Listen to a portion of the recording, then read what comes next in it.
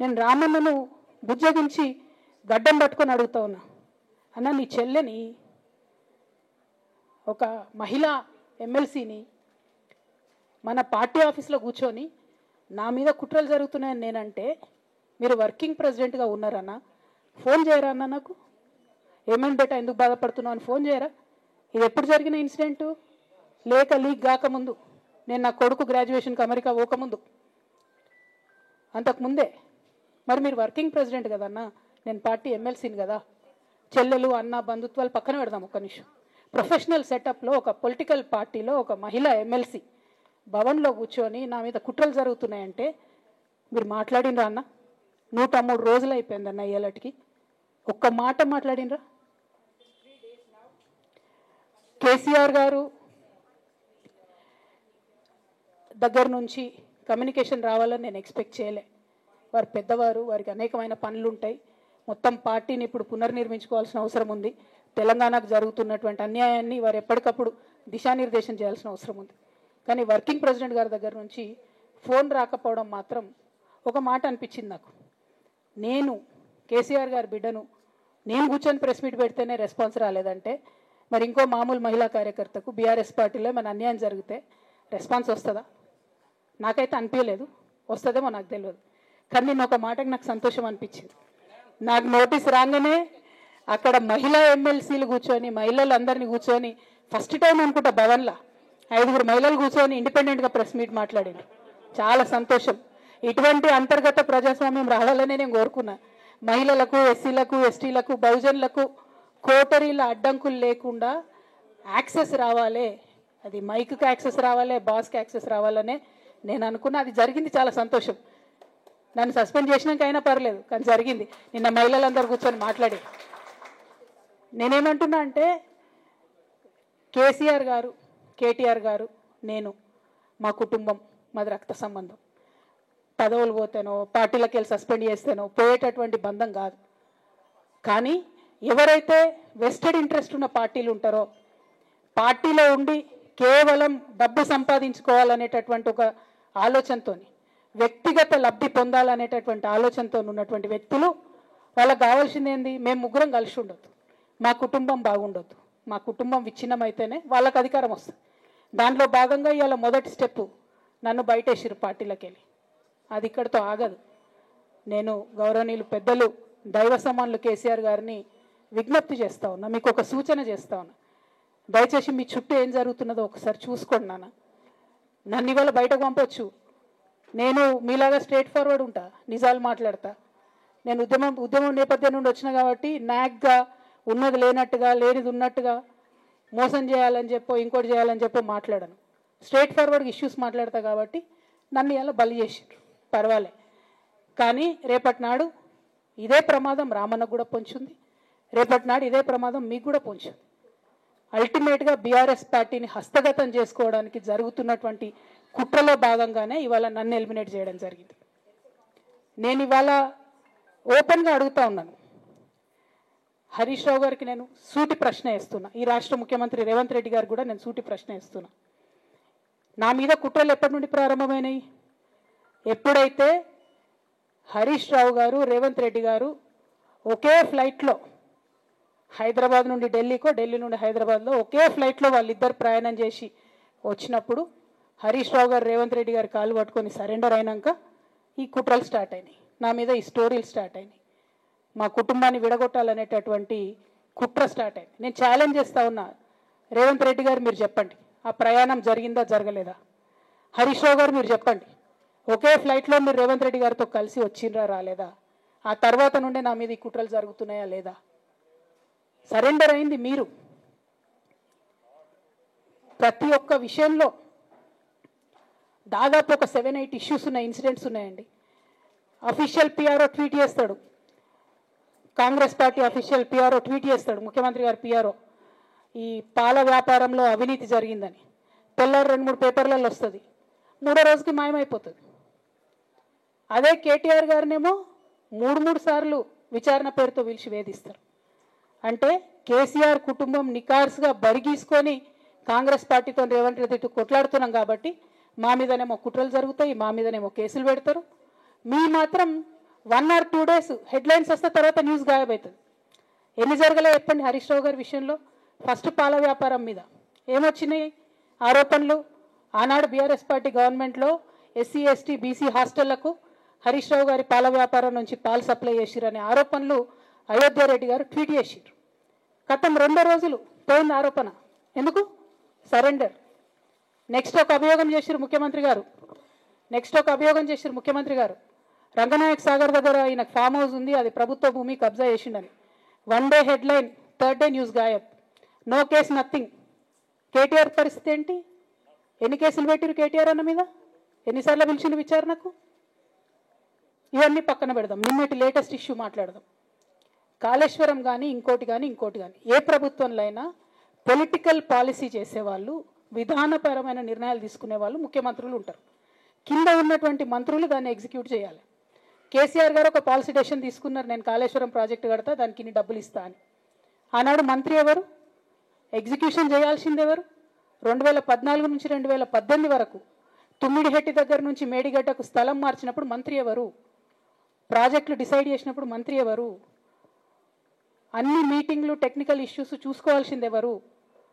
ఇవన్నీ రేవంత్ రెడ్డి గారు మాట్లాడారు. నేను మొత్తం అసెంబ్లీ స్పీచ్ చూడరు మీరు, వీళ్ళ మ్యాచ్ ఫిక్సింగ్ అనేది మీకు తెలిసిపోతుంది. ఏం మాట్లాడరు ఆయన. ఎంతసేపు కేసీఆర్ కాళేశ్వరం కట్టిండు, కేసీఆర్ కుటుంబం 1,00,000 కోట్లు తిన్నది. అరే 2007 నుంచి ఇప్పటివరకు కాళేశ్వరం 1,00,000 కోట్లు కూడా ఖర్చు కాలే. 1,00,000 కోట్లు ఖర్చు కానీ ప్రాజెక్టులో 40 లక్షల ఎకరాలకు నీళ్ళియంగా కూడా 1,00,000 కోట్ల అవినీతి అయింది అంటారు రేవంత్ రెడ్డి గారు. దాన్ని మళ్ళీ ఓన్లీ కేసీఆర్ గారి గురించి చెప్తారు, హరీష్ రావు గారి గురించి మాట్లాడరు. ఎందుకంటే ఇంటర్నల్ అండర్స్టాండింగ్ ఉంది వీళ్ళిద్దరికి. నేను రామన్నను ఒకటే రిక్వెస్ట్ చేస్తున్నా, అన్న ఇవాళ మీతో బాగున్నట్టు వాళ్ళు నటించవచ్చు, హరీష్ అన్న కావచ్చు, సంతన్న కావచ్చు, కానీ వాళ్ళు మన మంచి కోరుకునే వాళ్ళు కాదు. వాళ్ళు తెలంగాణ ప్రజల మంచి కోరుకునే వాళ్ళు కాదు. వాళ్ళు కేసీఆర్ గారి మంచి కోరుకునే వాళ్ళు కాదు. వాళ్ళను మీరు దూరం పెట్టి రాజకీయంగా తెలంగాణ రాష్ట్ర సమితిలో ఇప్పుడు బీఆర్ఎస్లో పనిచేస్తున్నటువంటి హార్డ్ కోర్ కార్యకర్తలను దగ్గరికి తీసుకొని ప్రజా ఉద్యమాలు తీసుకొని ప్రజల దగ్గరికి పోతేనే మన పార్టీ బతుకుంటుంది, నాన్న పేరు బాగుంటుంది. ఇవాళ నాన్నకు సిబిఐ అనేటటువంటిది వచ్చిందంటే అది కేవలం హరీష్ రావు గారు, సంతోష్ రావు గారి అవినీతి వల్లనే వచ్చిందని మళ్ళొకసారి నేను గంటాపదంగా చెప్తున్నాను. ఇంకా గమ్మత్ ఏంటంటే ఇదే హరీష్ రావు గారు వాళ్ళ ఫాలోవర్స్ అంతా నిన్నటి నుంచి చెప్తున్నారు, హరీష్ అన్న చాలా కష్టపడ్డాడు, డే 1 నుంచి ఉన్నాడు అని. డే 1 నుంచి లేడండి. చాలామంది రిపోర్టర్లకు తెలుసు, సీనియర్ రిపోర్టర్లకు డే 1 నుంచి లేడు. పెద్దసారు టీడీపీ నుంచి బయటకు వస్తుంటే మామయ్య మనకెందుకు, డిప్యూటీ సీఎం మనం ఎందుకు రాజీనామా చేయాలి, ఈ ఉద్యమం ఏమవుతుందో, ఈ పార్టీ ఏమవుతుందో మనకు రిస్క్ ఎందుకని ఆనాడు ఈనాడు పేపర్లో వచ్చింది. 1,50,00,000 రూపాయలు తీసుకొని వ్యాపారం చేసుకుందామని హరీష్ రావు గారు ఎక్కడికో పోయిందని కూడా వచ్చింది. కటింగ్ కోసం వెతికిన దొరికినప్పుడు ఎప్పుడో ట్వీట్ చేస్తుందని నేను. బీఆర్ఎస్ పార్టీ ఆనాడు టీఆర్ఎస్ పార్టీ పెట్టినాక 9-10 నెలల తర్వాత వచ్చిన హరీష్ రావు గారు డే 1 నుంచి లేరు. నమ్మకం లేకుండా ఆయన పార్టీ నిలబడుతుందో ఉంటుందో పోతుందో అని. ఓకే అయిపోయింది. రాగానే సార్ పెద్ద హృదయం కాబట్టి క్షమించిరు, దగ్గర తీసుకున్నారు, ఎమ్మెల్యే కాకముందే మంత్రి ఇచ్చిర్రు, అన్ని రకాలుగా ఆదరించిరు, అన్నీ చేసిండ్రు. ఎప్పుడైతే పార్టీకి ఒక్క క్షణం చెడ్డ పేరు వచ్చిందో ఎక్కడ పోయిందండి ఈయన? చక్కగా పోయి వైఎస్ రాజశేఖర రెడ్డిని కలవలే? మీ అందరికి గుర్తులేదా ఆ ఫోటో? సీనియర్ నాయకులందరికీ బాగా మాట్లాడతారు, అన్ని దగ్గర ఉన్నా, నేనే ఉన్నా, నేను ఎక్కడ లేను. నిన్న పాపం చాలా మంది ఈ కొత్త సోషల్ మీడియా పిల్లలు ఉన్నట్టు వాళ్ళకి హిస్టరీ తెలియదు అనుకుంటా, అందుకే చెప్తున్నా ఇవాళ. అదేవిధంగా నేను పెద్ద ట్రబుల్ షూటర్ అంటారు. ట్రబుల్ షూటర్ కాదు, ఈజ్ ఎ బబుల్ షూటర్. ఆయన ఏంటంటే ట్రబుల్ ఆయనే క్రియేట్ చేస్తాడు, చేసి నేనే సాల్వ్ చేసినట్టు నటిస్తాడు. నేను లేటెస్ట్ ఎగ్జాంపుల్ చెప్తా పట్టురు. నేను మొన్న దాసోజు శ్రవణ్ అన్న ఎలక్షన్ ఎమ్మెల్సీ ఎన్నికలలో బీఆర్ఎస్ పార్టీ డిసైడెడ్ ఒకటే క్యాండిడేట్ని పెడదామని. కానీ హరీష్ రావు గారు ఇంటర్నల్గా బీజేపీ వాళ్ళతో మాట్లాడుకొని ఏం చెప్తారంటే, మీ దగ్గర నుంచి ఒక క్యాండిడేట్ని ఇవ్వండి, నేను మామయ్యని కన్విన్స్ చేసి 2వ క్యాండిడేట్కి పెట్టిస్తా అంటే he wants to create a trouble. Already మన పార్టీలోకి వెళ్ళి 10 మంది ఎమ్మెల్యేలు వెళ్ళిపోయినాక 38 మందిలో 10 మంది పోయినాక నువ్వు ఇంకో సెకండ్ క్యాండిడేట్ని పెడితే ఎంత కన్ఫ్యూజన్ అవుతుంది? ఎవరెవరు ఎట్టేట ఓట్లు వేస్తారు? అంటే హార్స్ ట్రేడింగ్కి ఈయన ట్రబుల్ షూటర్ గారు ట్రబుల్ ఓపెన్ చేస్తారు అన్నట్టు. నాకెందుకో లక్కీగా ఒక బీజేపీ ఎమ్మెల్యే గారు ఫోన్ చేసి, అక్క మరి పెద్దసారి పర్మిషన్ ఉందా హరీష్ అని ఇట్లా అంటున్నారంటే, నేను డైరెక్ట్గా పెద్దసారికే ఫోన్ చేసి నాన్న మరి ఇట్లా అంటున్నారు, మనం సెకండ్ క్యాండిడేట్కి పర్మిషన్ ఇస్తారంటే, nothing doing, only Shravan will get elected, ఎవరు చెప్పారు మీకు అన్నారు. అంటే నేను ఆ విషయం వెంటనే అటువైపు కన్వే చేసిన, లేదండి మాకు అట్లాంటి ఆలోచన లేదు. ఎందుకు ఈ రీసెంట్ ఎగ్జాంపుల్ చెప్తున్నా ఇవాళ అంటే, హరీష్ రావు గారు ట్రబుల్ క్రియేట్ చేసి ట్రబుల్ని మాఫీ చేసినట్టుగా ప్రయత్నం చేస్తారు. బీఆర్ఎస్ కార్యకర్తలందరికీ నేను నా తమ్ముళ్ళకి రిక్వెస్ట్ చేసి చెప్తున్నా, మా చెల్లెలకు రిక్వెస్ట్ చేసి చెప్తున్నా, మీకు పెద్ద స్థాయిలో జరిగే అన్ని విషయాలు తెలియకుండా అందరూ మన వెల్ విషర్స్ అనుకుంటారు. అది మీ తప్పు కాదు. ఎందుకంటే కేసీఆర్ సార్ అంత ఓపెన్ మైండ్తో ఓపెన్ హార్ట్తో ఉంటారు కాబట్టి బీఆర్ఎస్లో ఉన్న అందరూ అట్లే ఉంటారు అనుకుంటారు. కానీ చాలా మందికి చాలా హిడెన్ ఎజెండాస్ ఉన్నాయి. ఓ పక్క కాంగ్రెస్తో కలిసి ఉన్నారు, ఇంకో పక్క బీజేపీతో మాట్లాడుతున్నారు, ఎటు ఎవరితో అవసరమైతే అటు మాట్లాడుతున్నారు. అదేవిధంగా 2018 ఎన్నికలలో హరీష్ రావు గారు 25 మంది ఎమ్మెల్యేలకు ఎన్నికలలో అడిషనల్ ఫండింగ్ ఇచ్చారు, పార్టీ ఇచ్చింది కాకుండా. ఏడికేళ్ళు వచ్చినాయి హరీష్ రావు గారికి అన్ని డబ్బులు? 100% కాళేశ్వరంలో జరిగిన అవినీతి నుంచి వచ్చిన డబ్బులే. ఆయన ఆలోచన ఏం చేసిందంటే, ఏమన్నా కొద్దిగా అటు ఇటు అవుతుందేమో రిజల్ట్, నా దగ్గర ఎమ్మెల్యేస్ ఉండాలని ఆలోచన చేశాను. నీకు అసలు అట్లాంటి ఆలోచన ఎందుకు వచ్చింది? నేను కట్టప్పలంటోని కేసీఆర్ గారి దగ్గర ఉండేటోని అంటావు కదా, నీకేం అవసరం వచ్చింది ఎమ్మెల్యేస్కి సపరేట్గా ఫండింగ్ ఇవ్వడానికి? ఎవరికి తెలియదు అనుకుంటారా? ఇవి ఎవరు చెప్పారు అనుకుంటారా? ప్రతి ఒక్కరు చెప్తారు ఎమ్మెల్యేస్ ఓపెన్. నా పేరు కూడా తెలుసు, చెప్తే బాగుండదు, ఎమ్మెల్యేలు ఇబ్బంది పడతారు. నేను అనేది ఏంటంటే, 2009లో రామన్న సిరిసిల్ల ఎలక్షన్లో మా బంధువుకు సంబంధించిన వ్యక్తులతోని 60 లక్షల రూపాయలు పంపినారు హరీష్ రావు గారు రామన్నను ఓడగొట్టడానికి. నిన్నగాక మొన్న ఒక వీడియో మీరు కూడా చూసిరు, ఒంటేరు ప్రతాప్ రెడ్డి గారిది. మీ మామయ్యను ఓడగొట్టమని ఎంతంటే అంత డబ్బులు ఇస్తా అని చెప్పిర్రని. ఓ పక్క కేసీఆర్ గారిని ఓడగొట్టాలి, ఓ పక్క కేటీఆర్ గారిని ఓడగొట్టాలి. నిజామాబాద్లో నా ఎంపీ సెగ్మెంట్లో అందరు ఎమ్మెల్యేలను మేనేజ్ చేయాలి. అందరిని మన కేసీఆర్ కుటుంబాన్ని ఓడగొట్టాలి, విచ్ఛిన్నం చేయాలి. కానీ కేసీఆర్ గారి పేరుతో వచ్చేటటువంటి బెనిఫిట్స్ మాత్రం అన్నీ కావాలి. మరి ఇటువంటి వారిని నా రిక్వెస్ట్ కేసీఆర్ గారితో కేటీఆర్ గారితో, వారిని మీ పక్కన పెట్టుకొని నిజం మాట్లాడే నన్ను బయటకు పంపితే మరి పార్టీ బాగుంటుందా? దయచేసి ఆలోచన చేసుకోండి. నేనేమంటున్నా రామన్న మిమ్మల్ని అంటే, నా మీద మీకు కోపం ఉండొచ్చు, నా మీద ఏముందో ఎవరేం చెప్పారో నాకు తెలియదు. నేను మాత్రం నా ప్రాణం పోయినా కేసీఆర్ గారికి హాని జరగాలని కానీ కేటీఆర్ గారికి హాని జరగాలని కానీ కోరుకోను. అది నా నైజం కాదు. ఆడపిల్లలకు అట్లుండదు. ఆడపిల్లలు ఇల్లు బాగుండాలనుకుంటారు. నా మనసుకి ఎంత గాయం అయితే, నాకు ఎన్ని అవమానాలు అయితే, నాకెంత ఇన్సల్ట్ అయితే, నా మీద ఎన్ని కుట్రలు జరిగితే నేను ఇట్లా మాట్లాడుతున్నది ఇది నా బాధ, ఇది నా ఆవేదన. నాన్న చూస్తలేరేంది వీళ్ళని అన్నది ఆవేదన, చూసుకుంటా క్షమిస్తారేంది ఇంకెన్నిసార్లు క్షమిస్తారు అన్నది నా బాధ. అంతే తప్ప నాకేం కోపం ఉంటుంది? ఎందుకు కోపం ఉంటుంది? నాకు ఎన్ని జన్మల పుణ్యం ఉంటే కేసీఆర్ లాంటి తండ్రి దొరుకుతాడు? కోట్లలో ఒకరికి ఉండేటటువంటి తండ్రి నాకు దొరికిండు. ఆయన లేకపోతే నేనెవరు ప్రపంచానికి తెలుస్తుందా? నాకెందుకు అవసరం ఉంటుంది? నాకేం కోపం ఉంటుంది కేసీఆర్ గారి మీద? నాకు బీఆర్ఎస్ పార్టీ మీద ఎందుకు కోపం ఉంటుంది? నాకు 27 సంవత్సరాలు ఉన్నప్పుడు నేను నా కొడుకుని చిన్న పిల్లగాన్ని పసిగుడ్డుని ఎత్తుకొని ఇక్కడికి వస్తే ఆ రోజు నుంచి ఈ రోజు వరకు నేను రోడ్డు మీదనే ఉన్నా, ఉద్యమాలే చేస్తున్నా, పోరాటాలే చేస్తున్నా, తెలంగాణ ప్రజల కోసం పనిచేస్తున్నా. 2014 నుంచి అధికారంలో ఉన్నప్పుడు కూడా నా ఇంటి దర్వాజాలు ఎప్పుడు తెలిసే ఉన్నాయి. ఇక్కడున్న మీడియా మిత్రులందరికీ తెలుసు. అధికారంలో ఉన్నా లేకున్నా నేను గిట్లనే ఉన్నా. అధికారంలో ఉన్నప్పుడు నన్ను ఏమి సాగనీయకుండా నన్ను ప్రతిపక్ష ఎమ్మెల్యేని చూసినట్టు, ప్రతిపక్ష ఎంపీని చూసినా నేను ఇట్లనే ఉన్నా, ఓపెన్ మైండ్తోనే ఉన్నా. నేను కోరేది ఒకటే, కేసీఆర్ గారి ఆరోగ్యాన్ని కాపాడండి రామన్న, పార్టీని కాపాడండి, పార్టీలో ఉన్న కార్యకర్తల్ని కాపాడండి, అందరు బాగుండేలాగా ప్రజా సమస్యలు తీసుకోండి. నాకు అంతకుమించి కావాల్సింది ఏం లేదు. దానికి ఈయన హీరోలాగా ఎదుర్కొన్నాడు, ఈయన 6 అడుగుల బుల్లెట్ అని పార్టీ అంతా ట్వీట్ చేస్తే, మరి 6 అడుగుల బుల్లెట్ ఎవరికి గాయం చేస్తుంది? ఎండ్ ఆఫ్ ద డే ఇవాళ అయితే నన్ను గాయపరిచింది, రేపు రామన్నను గాయపరుస్తారో కేసీఆర్ని గాయపరుస్తారో. జాగ్రత్తగా ఉండండి రామన్న, నేను చెప్పేది ఏం లేదు. జాగ్రత్తగా ఉండండి, కేర్ఫుల్గా ఉండండి. ఎట్ ద సేమ్ టైం ఈ హరీష్ రావు గారి కారణంగా గమ్మత్ ఏముంటుందంటే, ఒకసారి హంపీకి పోతారు వీళ్ళందరూ, మీ అందరికీ తెలుసు ఆ స్టోరీ. హంపీకి పోయి పాటలు పాడుకుంటారు, మొత్తము చాలా మంది కలిసి కేసీఆర్ గారిని చాలా అవమానకరంగా మాట్లాడతారు, ఒక పార్టీని వెన్నుపోటు కొడదామని డిజైన్ చేస్తారు. ఇదంతా వీరికి తెలుసు, హరీష్ రావు గారికి తెలుసు.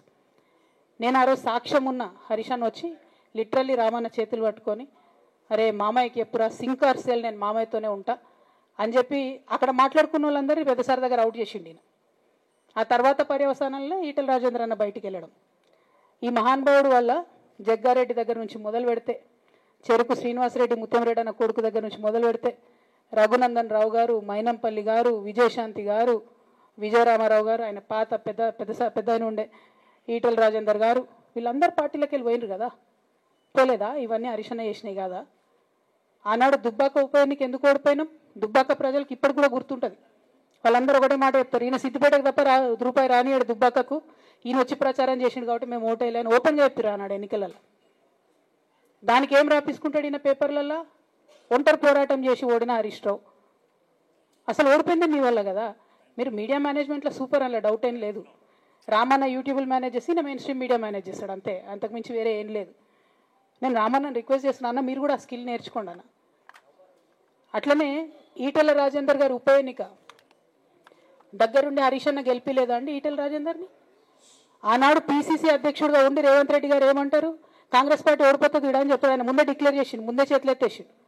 హరీష్ అన్నాడు పోయి కూర్చొని మరి ఈటెల రాజేందర్ అన్నని గెలిపించొచ్చిండు. ఈ బంధం రేవంత్ రెడ్డి గారిది హరీష్ రావు గారిది అప్పటి నుంచి కొనసాగుతుంది, కొత్త బంధం ఏం కాదు ఇది. నేను కేసీఆర్ గారిని పెద్దల్ని రిక్వెస్ట్ చేసేది ఒకటే, ఈయన చేస్తున్న నక్కజిత్తుల్ని దయచేసి గమనించండి. ఇలా నేను బయటకు పోతా కావచ్చు, నాది ఏముంది, ఉద్యమంలోకి వెళ్ళి వచ్చినా వాళ్ళ ఉద్యమంలోకే పోతా, నాకు భయం ఏముంటుంది, నాకు ఎన్నడూ పదవుల మీద ఆశ లేదు.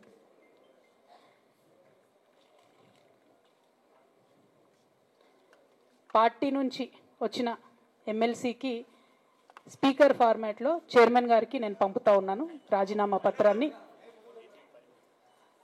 అట్లానే బీఆర్ఎస్ పార్టీ ప్రాథమిక సభ్యత్వానికి కూడా గౌరవ పెద్దలు కేసీఆర్ గారికి రాజీనామాను పంపుతా ఉన్నాను. దీన్ని మన రావుల చంద్రశేఖర్ రెడ్డి గారికి తెలంగాణ భవన్కి వారికి నేను పంపుతా ఉన్నాను. ఎందుకు ఇవి ఇప్పుడే చూపించిన అంటే, పదవుల మీద నాకు ఎప్పుడు ఆశ లేదు. మేము ఉద్యమంలోకి వచ్చింది ఎందుకంటే మా నాన్న ఒక్కరు ఇంత ఒంటరి పోరాటం చేస్తున్నారు, ఎంత వీలైతే అంత ఆయనకు మద్దతు ఇవ్వాలని వచ్చినాం. ఆనాడు మేము ఉద్యమంలోకి వచ్చినప్పుడు పార్టీ అధికారంలోకి వచ్చే ఆస్కారమే లేకుండే, తెలంగాణ వస్తుందో రాదో అనే అనుమానాలు అంతటా ఉండే. మేము ఉద్యమంలో కొట్లాటలో లాఠీ దెబ్బలు తినడం కోసం, జైల్లోకి పోవడం కోసం ఆనాడు వచ్చిన ఉద్యమంలోకి, అధికారంలోకి వస్తామనుకొని రాలే. రామన్నైనా నేనైనా కేవలం నాన్న కోసమే వచ్చిన ఉద్యమంలోకి. అందుకే మా కుటుంబం మీద కుట్ర. ఈ కుట్రను గమనించమనే నేను మా కుటుంబాన్ని కోరుతా ఉన్నా. ఇక పెద్ద సార్కు నీడలాగా సంతోష్ రావు గారు ఉంటారు. ఇక సంతోష్ రావు గారి గురించి 2 నిమిషాలు చెప్తా, అంత పెద్ద సీనున్న మనిషి కాదు కానీ చెప్పాలి. ఎందుకంటే కూరల ఉప్పు ఎట్లుంటుంది ఈయన అట్లా అన్నట్టు, ప్రతి దాంట్లో చెడగొట్టడానికి కొంచెం ఉండాలి కదా అట్లాంటి వాడు. కాబట్టి చెప్పక తప్పదు ఈయన గురించి. చెప్పులో రాయి చెవులో జోరిగా అంటాం కదా, అట్లాంటి టైపు. కాబట్టి ఖచ్చితంగా చెప్పాలి. విషయం ఏంటంటే, ఈయన ధనదాహం ఎట్లాంటిదంటే సంతోష్ రావు గారిది, రామన్న కాన్స్టిట్యున్సీ, కేటీఆర్ అన్న కాన్స్టిట్యున్సీ నేరెళ్లలో ఇసుకలారి గుద్ది ఒక దళిత బిడ్డ చనిపోతాడు. సరే, దాని మీద పాపం అక్కడ ఆ రోజు అందరు యాజిటేషన్ చేస్తే, ఈయన సంతాన అడ్వాంటేజ్ ఏంది, ఈడ కూర్చుంటాడు కదా సార్ దగ్గర, సీఎంఓలకి వెళ్ళి ఫోన్ చేసి అక్కడ ఉన్న పోలీసు వాళ్ళందరినీ ఒత్తిడి పెట్టి 7 దళిత బిడ్డల్ని కొట్టినరండి. 3-4 సార్లు 3rd డిగ్రీ వేస్తే ఇలా 7 కుటుంబాలు కూడా వాళ్ళు ఎందుకు కూడా ఏ పని చేసుకోలేనటువంటి పరిస్థితులలో ఆ దళిత బిడ్డలు ఉన్నారు. అది మొత్తం రాజకీయంగా బ్లేమ్ అంతా రామన్న మీదకి వచ్చింది. ధనదాహమేమో సంతన్నది, నేరం చేసిందేమో సంతన్న, వీడికెళ్ళి ఫోన్లు చేసి ఒత్తిడి చేసి కొట్టిపించిందేమో సంతన్న, చెడ్డ పేరేమో రామన్నకు వస్తుంది. ఈ ఎగ్జాంపుల్ చెప్పడం కోసమే నేను ఈయన గురించి చెప్తున్నా, వేరే ఏం లేదు. ఇక సరే, టానిక్కు వీనిక్కు ఈ వీటిలో వచ్చిన కేసులు ఏమవుతాయి? రేవంత్ రెడ్డి గారు ఆర్భాటంగా ఒక అనౌన్స్మెంట్ చేస్తారు. నేను ఇంతకుముందు చెప్పిన కదా, మ్యాచ్ ఫిక్సింగ్ ఎట్లుంటుంది అంటే 1 డే న్యూస్ అవుతుంది, టానిక్లో ఈయన మీద కేసు పెట్టిరని. 3వ రోజు పోలీసు వాళ్ళు ఎఫ్ఐఆర్ కొట్టేసారు. అది మీరు ఇంకా కనుక్కోండి. క్వాష్ చేసేసారు, కేసు మూసేసారు. ఏం అండర్స్టాండింగ్ ఉంది, ఎందుకు మూసేసారు? At the same time Harithaharam, తెలంగాణకు హరితహారం అని పెద్దలు కేసీఆర్ గారు పెద్ద కళతోని 230 కోట్లు అక్కడ గోబీ డెజర్ట్ల వాళ్ళు చెట్లు పెట్టి చైనాను కాపాడుకున్నారు. మనం అదే స్థాయిలో తెలంగాణను బాగు చేసుకోవాలని పెద్దసారి హరితహారం అని పెడితే, ఈయన దానికి నకిలీ ప్రోగ్రామ్ గ్రీన్ ఇండియా ఛాలెంజ్ అని పెడతాడు. తెల్లారులేస్తే సినిమా వాళ్ళని తీసుకురావాలి, రోజు ఒక ఫోటో వేసుకోవాలి. దాని వెనుక ఉన్న కుట్ర ఏంటంటే, జియో అమెండ్మెంట్ అవుతుంది సంతోష్ గారి గురించి. ఆ ఫారెస్ట్లను 10% ఇన్కమ్ ఎవరన్నా ఇస్తే అమ్యూజ్మెంట్ పార్క్లకు ఇస్తారన్నట్టు. దానికోసం జియో అమెండ్ అవుతుంది. దానికి ప్రభాస్ గారిని, చిరంజీవి గారిని, అనేక మంది సినిమా స్టార్లను మోసం చేసి వాళ్ళని తీసుకుపోయి వాళ్ళతో ఫోటోలకు పోజులు ఇప్పించి ఫారెస్ట్లను కొట్టేయాలని ప్లాన్ అయినది. ఇక ఈయనకి 2-3 మనుషులు ఉంటారు సంతన్నకి. ఆయన పోచంపల్లి శ్రీనివాస్ రెడ్డి అని ఎమ్మెల్యే. ఇది నాకు విషయం ఎవరు చెప్పారు అంటే, మన పల్లరాజేశ్వర రెడ్డి అన్ననే చెప్పిండు. మీకు ఏమైనా డౌట్లు ఉంటే ఆయన అడగొచ్చు. ఈ పోచంపల్లి శ్రీనివాస్ రెడ్డి అనేట ఆయన వరికోల్ అనే ఊరు, సామాన్య కుటుంబం, మధ్యతరగతి కుటుంబం. ఇవాళ అక్కడ ఆయన శ్రీమంతుడు అని పిలుస్తారు పోచంపల్లి శ్రీనివాసరెడ్డి గారిని. ఇక్కడ నాకు పల్లరాజేశ్వరరెడ్డి గారు చెప్పిన సమాచారం ప్రకారం మోకిల్లాలో మెగా శ్రీనివాసరెడ్డి, మెగా కంపెనీ ఉంది కదా, ఈ కాళేశ్వరంలో అవినీతి చేసిన మెగా కంపెనీ ప్లస్ పోచంపల్లి శ్రీనివాసరెడ్డి గారు కలిసి 750 కోట్ల విల్లా ప్రాజెక్ట్ చేస్తున్నారు మోకిల్లాలో. ఏడికెళ్ళి వచ్చినాయి అవి? అవినీతి డబ్బులు కాదా? ఎట్లా వస్తాయి? ఎవరైనా who is this Pochampally Srinivasa Reddy?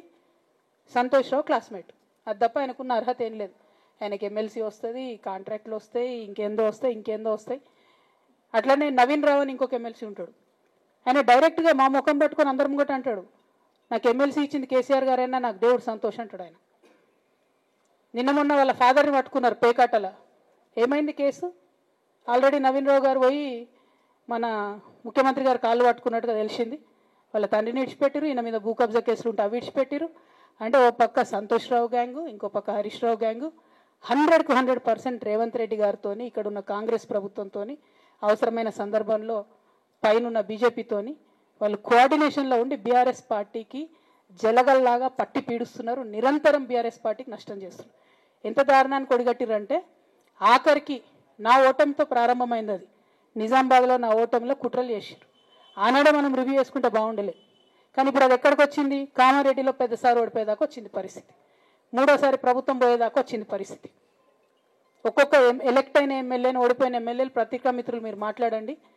Santosh రావు గారి బాధితులు నాకు మామూలుగా ఫోన్ చేస్తలేరు. అచ్చా, ఈ కంపెనీ పేరు బ్లూఫిన్ అట, మోకిలా. పల్లరాజేశ్వరరెడ్డి అని అప్పుడు పంపిన మెసేజ్ చూస్తున్న పాతది. Bluefin company Mokila. అయితే నేనేమంటున్నా అంటే ఇంత స్పష్టమైనటువంటి నేను ఇస్తున్నా, రేవంత్ రెడ్డి గారిని నేను ఛాలెంజ్ చేస్తున్నా. మరి ఎందుకు మీకు మీ ఏసీబీ వాళ్ళకు వీళ్ళ ఇండ్లు అడ్రస్లు దొరుకుతలేవా? ఏం అండర్స్టాండింగ్ ఎందుకు లేదు మీకు? లేకపోతే మీరు చర్యలు ఎందుకు తీసుకుంటలేరని నేను సూటిగా రేవంత్ రెడ్డి గారిని ప్రశ్నిస్తున్నా. ఇక తర్వాత వారు ఏం చేస్తారన్నది నాకు సంబంధం లేదు. ఇక నేను మాత్రం పర్టికులర్గా మళ్ళొకసారి నా బీఆర్ఎస్ పార్టీ కుటుంబ సభ్యులందరికీ, మా సొంత కుటుంబ సభ్యులకు కూడా రిక్వెస్ట్ చేస్తున్నది ఏంటంటే, నాకు 27 సంవత్సరాలు ఉన్నప్పుడు నేను రాజకీయాల్లోకి వచ్చిన, తెలంగాణ ఉద్యమం కోసం వచ్చిన. ఇవాళ నాకు 47 సంవత్సరాలు. అంటే నా 20 సంవత్సరాల జీవితం అంతా కూడా నేను బీఆర్ఎస్ పార్టీ కోసం, కేసీఆర్ గారి కోసం, తెలంగాణ జాగృతి కోసం, తెలంగాణ ప్రజల కోసం, తెలంగాణ ఆడబిడ్డల కోసం నేను గడిపిన. సడన్గా ఇవ్వాలా నీకేం సంబంధం బీఆర్ఎస్తో అని, నువ్వెవరు అని చెప్పి సస్పెన్షన్ ఒకసారికి పంపిస్తే చాలా బాధాకరం. పార్టీ నుంచి సస్పెండ్ అయినటువంటి సోదరి శ్రీమతి కల్వకుంట్ల కవిత గారు మాట్లాడుతూ, దుబ్బాక ఉప ఎన్నిక సందర్భంగా హరీష్ రావు గారిని అక్కడ ఇన్ఛార్జిగా పెడితే రఘునందన్ రావు గెలుస్తాడని మా కార్యకర్తలందరూ హరీష్ రావుని ఇక్కడ పెట్టకండి అని బాధపడ్డారు. అయినా మేము హరీష్ రావుని అక్కడ పెట్టడం వల్లనే పరోక్షంగా ఏం చెప్తుంది రఘునందన్ రావు గెలిచిండు అనేటువంటి అర్థం వచ్చేలా మాట్లాడతాను. కవిత గారు, మీరు ఇప్పుడు మాట్లాడుతున్నారేమో నాకు తెలియదు, కానీ నేను అప్పుడే చెప్పిన, దుబ్బాకకి మీ అన్నతో పాటు సిద్దిపేట జిల్లాకి ఇన్ఛార్జి మంత్రిగా ఉన్నటువంటి హరీష్ రావు అనేట ఆయన చేసిన అన్యాయం అంతా ఇంత కాదని నేను 100 సార్లు చెప్పిన. దుబ్బాకకి అన్యాయం జరుగుతుంది, వచ్చిన ప్రతి రూపాయి అయితే గజ్వేల్ పోతుంది, లేకపోతే సిరిసిల్ల పోతుంది, లేకపోతే సిద్దిపేటకు పోతుంది. మధ్యలో దుబ్బాకకు అన్యాయం జరుగుతుందని దుబ్బాక నియోజకవర్గ ప్రజలు 100 సార్లు చెప్పిండ్రు. మీరు ఇవాళ అదే మాట కొత్తగా చెప్తూ దానివల్లనే ఏదో జరిగింది అన్నట్టు చెప్తా ఉన్నారు. అది నిజం. ఆ రోజు నేను మాట్లాడితే టీఆర్ఎస్ మీద ఏదో రఘునందన్ రావు కోపంతో మాట్లాడిందని అనుకున్నారు. But it is a fact. Dubbaka నియోజకవర్గానికి అన్యాయం జరిగింది అంటే టీఆర్ఎస్ పార్టీ నాయకులు, గౌరవనీయులు, అప్పటి మా జిల్లా మంత్రి హరీష్ రావు గారి వల్ల జరిగిందని నేను ఎన్నికల సందర్భంగా చెప్పిన, ఎన్నికల తర్వాత చెప్పిన. దుబ్బాక ప్రజలు ఇప్పటికైనా దయచేసి దాన్ని అర్థం చేసుకోవాలని చెప్పి కోరుకుంటా ఉన్నాను. ఇది 100% నిజం. దుబ్బాక ప్రజలు మార్పు కోరుకున్నారు. మీ కుటుంబ పాలన వద్దనుకున్నారు, మీ అవినీతి పాలన వద్దనుకున్నారు, దుబ్బాక నియోజకవర్గం మీద హరీష్ రావు గారి పెత్తనం వద్దనుకున్నారు. అందుకనే దుబ్బాక ప్రజలు స్వచ్ఛంగా మనస్ఫూర్తిగా ఓటేస్తే రఘునందన్ రావు గెలిచిండు తప్ప ఎవరి దయా దాక్షిణ్యాలతో రఘునందన్ రావు ఆ ఉప ఎన్నికలలో గెలవలేదు. 100% దుబ్బాక నియోజకవర్గ ప్రజలు మార్పు కోరుకున్నారు. హరీష్ రావు గారు దుబ్బాకకు చేస్తున్నటువంటి అన్యాయానికి వ్యతిరేకంగా రఘునందన్ రావు కొట్లాడగలుగుతాడు అని విశ్వసించారు కాబట్టే నాకు ఓటేసిరు తప్ప ఇంకొకటి కాదు. ఇక మీ కుటుంబ పంచాయతీలో మా పేర్లు అందరి పేర్లు కూడా మీరు మాట్లాడుకుంటూ పోయినారు. ఎస్, 100% మీరు ప్రస్తావించినటువంటి పేర్లలో దాదాపు అన్ని పేర్లు కూడా మీకు అందరికీ తెలుసు, మీ నాన్నగారికి కూడా తెలుసు. ఎవరెవరికి మీరు ఎట్లెట్లా అన్యాయం చేసిరు అనేటువంటి విషయంలో ఇవాళ మీరు కొత్తగా మాట్లాడితే మేమేం చేస్తాం, మీ సానుభూతి మాకు ఎందుకు, కానీ 100% అవన్నీ వాస్తవాలు. 2009లో ఏదో మీ అన్నకు వ్యతిరేకంగా 60 లక్షలు పంపిరు అని ఏదో మాట్లాడినారు కదా మీరు. ఇవన్నీ పాత చరిత్రనే. కొత్త చరిత్ర నాకు ఎమ్మెల్సీ ఎన్నికలలో 2009లో మహాకూటమి అభ్యర్థిగా ఇస్తే అప్పటి జిల్లా పార్టీ అధ్యక్షునిగా నన్ను ఎవరు ఓడగొట్టినో కూడా నేను పార్టీ అధ్యక్షుడైనటువంటి గౌరవనీయులు చంద్రశేఖరరావు గారికి చెప్పిన. కానీ ఆ రోజు కూడా యాక్షన్ తీసుకోలేదు. These are all facts, nothing is an hidden thing it is. ఇందులో కొత్తగా ఆమె చెప్పింది ఏం కూడా లేదు. రేవంత్ రెడ్డి గారు, హరీష్ రావు గారు ఒకటే ఫ్లైట్లో వచ్చిర్రని, వాళ్ళిద్దరూ కుమ్ముక్క అయినరని, మెదక్ పార్లమెంట్ ఎన్నికలలో నన్ను ఇబ్బంది పెట్టాలని చూస్తున్నారని, కాంగ్రెస్ టీఆర్ఎస్ రెండు కొల్లుడై నేను గెలవకుండా చూడాలని ప్రయత్నం చేస్తున్నారని నేను మీడియా ముందుకు వచ్చి చెప్పినటువంటి తారీఖు 22 మార్చ్ 2024 రోజే వచ్చి చెప్పిన. నేను మార్చి 2024 నాడు ఆస్ట్రేలియా నుంచి కనెక్టింగ్ ఎయిర్ ఇండియా ఫ్లైట్ నెంబర్తో సహా చెప్పిన. నేను బిజినెస్ క్లాస్లో వస్తూ ఢిల్లీ నుంచి వస్తుండగా గౌరవనీయులు ముఖ్యమంత్రి గారు, హరీష్ రావు గారు ఇద్దరు అదే ఫ్లైట్లో ట్రావెల్ చేసినారు. నన్ను ఓడగొట్టేందుకు ఇద్దరు ముచ్చట పెట్టుకున్నారనే విషయాన్ని నేను ఇవాళ కొత్తగా చెప్పలేదు. ఎన్నటి చెప్పిన, ఇది 22 మార్చి 2024లో చెప్పిన. నేను అదే విషయాన్ని ఈరోజు మళ్ళీ కవిత గారు కూడా ఎండార్స్ చేసినారు తప్ప ఇందులో కొత్త విషయం ఏముందని నేను అనుకుంటలేను. 2-3 సార్లు వాళ్ళు దుబ్బాక ఎన్నిక రఘునందన్ రావు అనే మాట తీసినారు కాబట్టి నేను ఈ విషయాలు చెప్తా ఉన్నాను తప్ప మాకు ఆ విషయాల గురించి, వాళ్ళ పార్టీ వ్యవహారాల గురించి, వాళ్ళ పంచాయతీల గురించి, వాళ్ళ కుటుంబం గురించి, వాళ్ళ కుటుంబ పంచాయతీల గురించి మేము మాట్లాడదలుచుకోలేదు. మేము ప్రజల కోసం పనిచేస్తాం. భారతీయ జనతా పార్టీ ప్రజల పక్షాన్నే నిలబడుతుంది. పాల వ్యాపారం చేస్తారా, నీళ్ళ వ్యాపారం చేస్తారా, ఒకళ్ళ కాలు బట్టి ఒకళ్ళు లాగుతారా? మరి పాల వ్యాపారం చేస్తుంటే ఇంతకాలం ఏం చేసిరు? అయోధ్య రెడ్డి గారు ట్వీట్ చేస్తే బహుశా అయోధ్య రెడ్డి గారు ఇప్పుడు ఎక్కడనో కమిషనర్గా ఉన్నట్టున్నారు. ఇన్ఫర్మేషన్ కమిషనర్గానో, సమాచార హక్కు చట్టం కింద కమిషనర్గానో ఎక్కడ ఉన్నట్టున్నారు. మరి అయోధ్య రెడ్డి గారు మాట్లాడాలా? పాల వ్యాపారం ఏంది, ఎందుకు ట్వీట్ చేసినారు, ఎందుకు తీసేసినారు, ఇట్లాంటివి ఏమైనా ఉంటే వారు మాట్లాడుకుంటే బాగుంటుంది తప్ప మీరు అందరికీ మనిషి కింద బురదేసిపోదామని అనుకుంటున్నట్టున్నారు. చెల్లె, బురదేమొద్దు. మేమంతా ఆల్రెడీ ఇవన్నీ మాట్లాడిన విషయాలే, ఇవన్నీ గతంలో మేము చెప్పిన విషయాలే. ఇందులో కొత్తదనం ఏముంది చెప్పు? కొత్తగా మీరు చెప్పింది ఒకటిగా మోకిలా ప్రాజెక్టు చెప్తే మీరు కొత్తగా మాట్లాడింది ఏం కనబడతలేదు మాకు. నిజంగా నేను కూడా రాష్ట్ర ముఖ్యమంత్రి గారికి చెప్పదలుచుకున్నాను. మోకిలాలో జరుగుతున్నటువంటి ఈ ప్రాజెక్ట్ ఏదైతే ఇందాక కవిత గారు పేరు చెప్పారో ఆ ప్రాజెక్టు మీద కంపల్సరీ విచారణ జరిపించాలి. దాంట్లో ఉన్న లాక్యునాస్ ఏంది అనేది చూడాలి. ఆ మోకిలా ప్రాజెక్టుకి సంబంధించి అనుమతులేంది, డబ్బులేంది, ఈ పోచంపల్లి శ్రీనివాసరెడ్డి అనేటువంటి ఎమ్మెల్సీ ఏడికేలోచి ఏడ శ్రీమంతుడు అయిండు, నవీన్ రావు అనేటువంటి ఎమ్మెల్సీ అవకతవకలేంది, వీటి మీద రాష్ట్ర ముఖ్యమంత్రి గారు, ఏసీబీ డీజీ వెంటనే చర్య తీసుకోవాలి. ఇట్లా అడ్డగోలుగా సంపాదించుకొని పైసలతోటి ఇష్టం ఉన్నట్టు చేసుకుంటూ పోతున్నటువంటి ఈ సామ్రాజ్యాన్ని విస్తరించుకునేటువంటి కార్యక్రమాన్ని బంద్ చేసేయాలి. టీఆర్ఎస్లో ఎమ్మెల్సీల పేరిట పోచంపల్లి శ్రీనివాసరెడ్డి గారైనా, నవీన్ రావు గారైనా వీళ్ళు చేసినటువంటి పాప పనులన్నింటిని కూడా కాంగ్రెస్ ప్రభుత్వం వెంటనే విచారణ జరిపించాలని చెప్పి నేను ఈ సందర్భంగా డిమాండ్ చేస్తా ఉన్నా. వీళ్ళే కాదు పాపం, మా చెల్లె మర్చిపోయింది, ఇంకొక ఆయనే సంతోషరావుకి సడ్డకుడో వియంకుడో చుట్టం ఒక ఆయన అవుతాడు, డీసీపీ, పేరు సందీప్ రావు. ఈయనను పెట్టి నా దుబ్బాక ఉప ఎన్నికల సందర్భంగా ఈజ్ ద సూపర్ మ్యాన్ అన్నట్టు, పోలీసులో సూపర్ కాప్ ఈయన. టెలిఫోన్ ట్యాపింగ్లో కానీ పైసలు పట్టుకోవడంలో కానీ ఇప్పటిదాకా పేరు ఎవరు మాట్లాడలేదు, కానీ వారి పేరు సందీప్ రావు. వారు అప్పుడు టాస్క్ ఫోర్స్ డీసీపీగా ఉన్నారు. నార్సింగ్ ఏరియా, నేనుండే ఇంటి ఏరియాకి టాస్క్ ఫోర్స్ డీసీపీగా ఉన్నారు సందీప్ రావు గారు. వీరి నాయకత్వంలో ఒక 3-4 సిఐల్ని పెట్టుకొని మా ఇంటి చుట్టూ వాచ్ పెట్టి మమ్మల్ని నానా యాగి చేసి టార్చర్ పెట్టినటువంటి పెద్దలు కూడా సందీప్ రావు గారు. ఇట్లా మీరు పోలీసులను అడ్డం పెట్టుకొని చేసిన మంచి పనులు చెప్తుందేమో కవిత అని నేను అనుకున్నా. టెలిఫోన్ ట్యాపింగ్లో ఏమేమి జరిగింది, ఎవరెవరి పైసలు ఎట్లా గుంజుకొచ్చినాం, లేకపోతే ఎమ్మెల్సీ వెంకటరామరెడ్డి గారు ఏం చేస్తూ ఉన్నారు, వారికి ఎట్లెట్లా జీవోలు మార్చిర్రు, ఏమేమి చేసిరు, ఇవన్నీ ఇంకా చాలా విషయాలు మాట్లాడాల్సింది కవిత.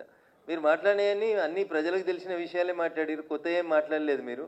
ఇంకా ఏదో మళ్ళీ పార్టీలకు పోదామా వెనుక పోదామా అని ఊగిసలాడుతున్నట్టు కనబడుతుంది తప్ప ఇంకా మీరు నిజాలు మాట్లాడితే ఇంకా చాలా మాట్లాడాలి కదా. మేము ఇవన్నీ మాట్లాడినాయి కదా. రేవంత్ రెడ్డి గారు, హరీష్ గారు కలిసి ప్రయాణం చేసింది మాట్లాడినాం, అయోధ్య రెడ్డి గారు ట్వీట్ చేసింది, మీరు మాట్లాడింది ఏం లేదు కొత్తగా. ఇందులో కొత్త కనబడుతున్న ఏమైనా ఒక సంతోష్ రెడ్డి ఆయన కడుతున్న శ్రీనివాస్ రెడ్డి ఆయన కడుతున్న విల్లాస్ తప్ప మీరు కొత్తగా ఏం మాట్లాడినట్టు కనబడతలేరు. కాబట్టి కవిత ఇంకా వేరే విషయాలు మాట్లాడితే బాగుంటుండే. ఇంకా టానిక్ మీద ఎఫ్ఐఆర్ చిన్న విషయం, అది క్లబ్బులు పబ్బులు ఇవన్నీ మీ నాన్న క్లబ్బులు పనిచేస్తే మీరు పబ్బులు నడిపినాయి అన్నీ అందరికీ తెలిసినటువంటి విషయాలే కాబట్టి వాటి గురించి పెద్ద చర్చ అవసరం లేదు. కానీ కవిత చెప్పినటువంటి మాటలలో టీఆర్ఎస్ పార్టీ అంతా కూడా అవినీతి పునాదుల మీద విస్తరించబడింది, మా ఎమ్మెల్సీలు ఒక్కొక్కరు 1000 కోట్లకు ఎదిగినరు, 750 కోట్లతోటి వెంచర్ చేస్తున్నాడు ఒక ఎమ్మెల్సీ అంటే అర్థం చేసుకోవాలి మనం ఎంత ఎదిగినారు. నవీన్ రావు గారి అక్రమాలకైతే ఇక అడ్డు అదుపు లేదు. ఆయన చేసినటువంటి అడవుల ఆక్రమణలకి, కూకట్పల్లి పరిసర ప్రాంతాల్లో ఆయన చేసినటువంటి జీవోలకి, వీళ్ళు మార్చిన జీవోలకి, ఇంకా చాలా జీవోలు ఉన్నాయి. చెల్లె మాట్లాడాల్సిన జీవోలు ఏంటంటే కన్జర్వేషన్ జోన్లను ఎట్లా మార్చి ఇచ్చిర్రు మున్సిపల్ శాఖ మంత్రి గారు, అవి మాట్లాడాలి చెల్లె. ఇంకా చాలా విషయాలు మాట్లాడాలి, వాళ్ళ ఎమ్మెల్సీల అవినీతి గురించి మాట్లాడాలి. ఒకటే రోజు కాబట్టి కొంచెమే మాట్లాడిందని అనుకుంటా ఉన్నాను నేను. మళ్ళీ ఎపిసోడ్లో ఇంకా బాగా మాట్లాడాలని కోరుకుందాం. ఖచ్చితంగా టీఆర్ఎస్ పార్టీ పెద్దలు చేసిన అవినీతిని ఎంత కవిత బయట పెడితే బాగుంటుందని నేను మనస్ఫూర్తిగా కోరుకుంటాను. Thank you.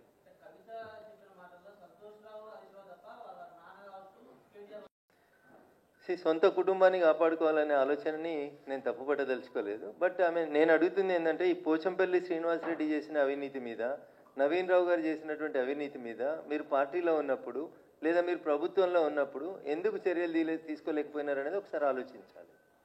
నేను చెప్తాను, ఇంకా పటాన్చెరు ఏరియాలో మీరు చేసినటువంటి కన్వర్షన్ ఆఫ్ ల్యాండ్స్ చెప్తాను, ఐడియా బొల్లారంలో మీరు చేసినటువంటి కన్వర్షన్ ఆఫ్ ల్యాండ్స్ చెప్తాం. ఒక జోన్లోంచి ఇంకొక జోన్లోకి మార్చి ఏ ఎమ్మెల్యేల పేరు మీద ఎవరెవరి పేరు మీద మీరు ఎట్లెట్లా చేసిరో అడగోలు మాటలు ఇవన్నీ బయటకు వస్తాయేమో అనుకున్నాం. మీరు మాట్లాడితే ఏం రాలేదు. ఖచ్చితంగా సమయం చూసుకొని మేము కూడా మీరు మాట్లాడినటువంటి మాటలు కాక ఇంకా మిగతా అన్ని మేము కూడా మీడియా ద్వారా బయట ప్రపంచానికి చెప్పాలనుకుంటా ఉన్నాం. మేము ఇంకా మీ ద్వారానే ప్రజలు వింటే బాగుంటుంది. మేము మాట్లాడితే ఏదో కక్ష సాధింపు కోసం మాట్లాడినామని అనుకుంటారు. ఆదిపట్లలో ట్రాన్స్ఫర్ చేసిన భూములు, ఆ బొల్లారంలో ట్రాన్స్ఫర్ చేసిన భూములు, పటాన్ చెరువులో సాకి చెరువు పక్కన ట్రాన్స్ఫార్మ్ చేసి కడుతున్నటువంటి భూములు, ఇండస్ట్రియల్ జోన్ని ట్రాన్స్ఫర్ చేసినటువంటి భూములు, ఇకపోతే ఐడిఏ బహలానగర్లో మీరు కన్వర్షన్ చేసిన భూములు, ఇట్లా చాలా భూములకు సంబంధించి చాలా విషయాలు మీరు మాట్లాడతారేమో అనుకున్నాం. ఇంకా చాలామంది టీఆర్ఎస్ ఎమ్మెల్యేలు వాళ్ళు చేసిన మంచి పనులు చెప్తారని ఆశపడ్డాం. తప్పకుండా భవిష్యత్తులో ఇప్పుడు కవిత గారు అందించిన నిజాలని కాంగ్రెస్ పార్టీ ఇన్వెస్టిగేషన్ చేయాలని కోరుకుందాం. ఆ తర్వాత మిగతా విషయాలన్నీ మేము కూడా పబ్లిక్ డొమైన్లోకి తీసుకొస్తాం.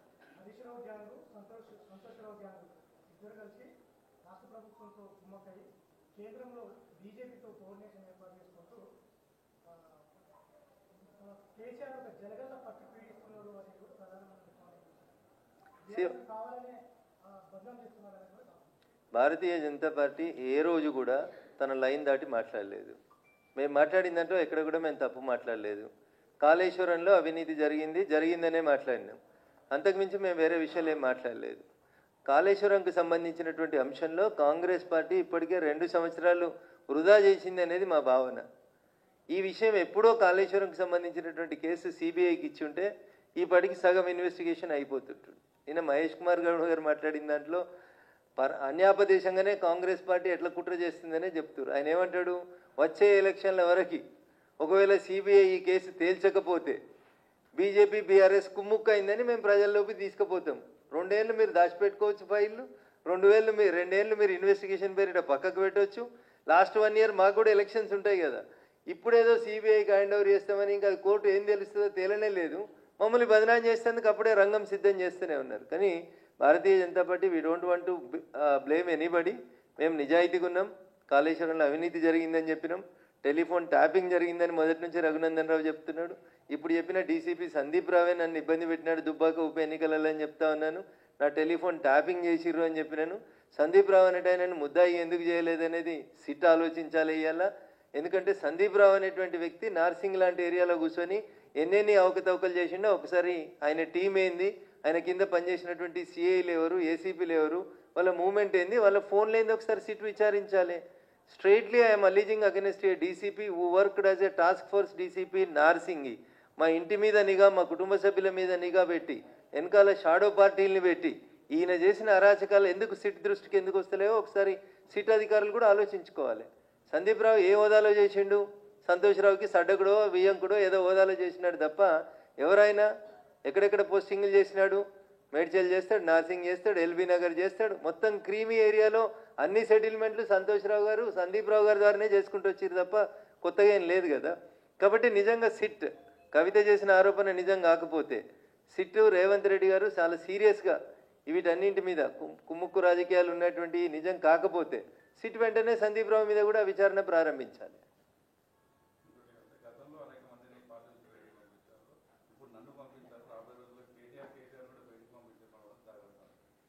ఏదో వాళ్ళ కుటుంబానికి సంబంధించిన ఇష్యూ అన్న. పంపించిన వాళ్ళంతా బాగానే ఉన్నారు, రేపు కవిత కూడా బాగానే ఉంటుందని అనుకోవాలి మరి ఈ లెక్కన. ఎందుకంటే టీఆర్ఎస్లోకి వెళ్ళి బయటకు వచ్చిన వాళ్ళు ఎవరు నష్టపోలేదు, ఎవరు పోరాటం వాళ్ళు చేసిరు, నిరూపించుకున్నారు, వాళ్ళ సొంత కాళ్ళ మీద వాళ్ళు నిలబడ్డారు. రేపు ఏమవుతుందో చూద్దాం. నిన్ననే నా అధ్యక్షుడు చాలా స్పష్టంగా చెప్పినాడు, అవినీతి పరులకి భారతీయ జనతా పార్టీలో స్థానం లేదు, చాలా స్పష్టంగా చెప్పినారు.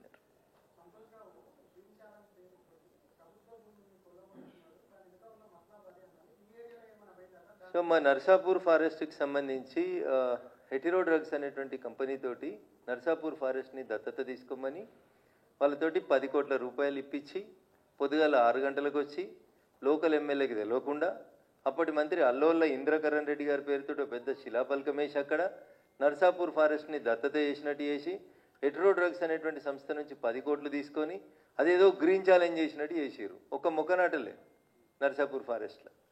దానికి ముంగట పునాది రాళ్ళు వేసి కట్టేసి చిన్న గోడ, 1 ఫీట్ గోడ కట్టి దానికి తెలంగాణ ప్రభుత్వము అటవీ శాఖ అనేది ఒక బోర్డు పెట్టుకున్నారు తప్ప హెటిరో డ్రగ్స్ వాళ్ళు ఇచ్చిన 10 కోట్లు ఏడిపోయినాయి, నాగార్జున గారు ఇచ్చిన పైసలు ఏడిపోయినాయి, ప్రభాస్ ఇచ్చిన పైసలు ఏడిపోయినాయి, అసలు సంతోష్రావు గారి ఆస్తులు ఎట్లా పెరిగినాయి అనేది ఒకసారి నిజంగా ప్రభుత్వం ఆలోచించాలి.